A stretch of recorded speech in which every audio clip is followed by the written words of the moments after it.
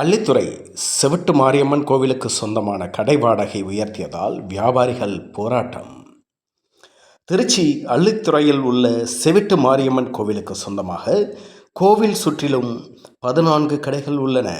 இந்நிலையில் கடைகளுக்கு வாடகையாக 90 சதுர அடிக்கு முன்பு 50 ரூபாய் கொடுத்ததாக கூறப்படுகிறது.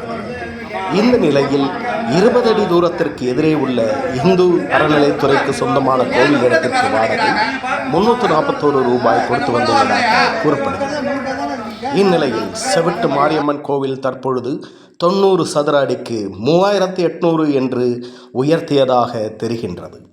இதில் கடைக்காரர்கள் போராட்டம் நடத்தப்போவதாக தெரிவித்தனர்.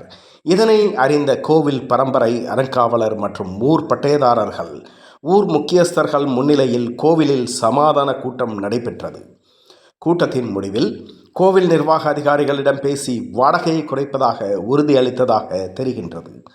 அதன் பேரில் அங்கிருந்து வியாபாரிகள் கலைந்து சென்றனர்.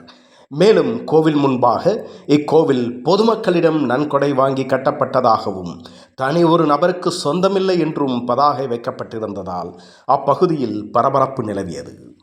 NTT நியூஸ் தமிழ் செய்திகளுக்காக சங்கர் சுப்பிரமணியன்.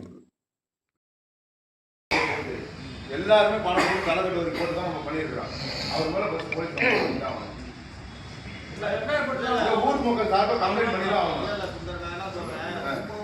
இதில் போட மாட்டேன், வாடகை நியாயமான போட்டு கட்டுறேன், 1000 ரூபாய் பட்டைதாரர்கள் வச்சு போடுறேன், கோயில நான் அளந்து எவ்வளோன்னு கல் போடுறேன் அப்படின்னு எல்லாமே பேசி இதில் எல்லாம் எழுதி கையெழுத்து போட்டுக்கிறாரு. சீல் வச்சு கையெழுத்து போட்டுருக்காரு. நேற்று நான் கையெழுத்தே போடலை, இது என்னோட கையெழுத்தே இல்லைங்கிறாரு. பட்டைதாரர்களுக்கு முன்னாடி தான் போட்டாரு.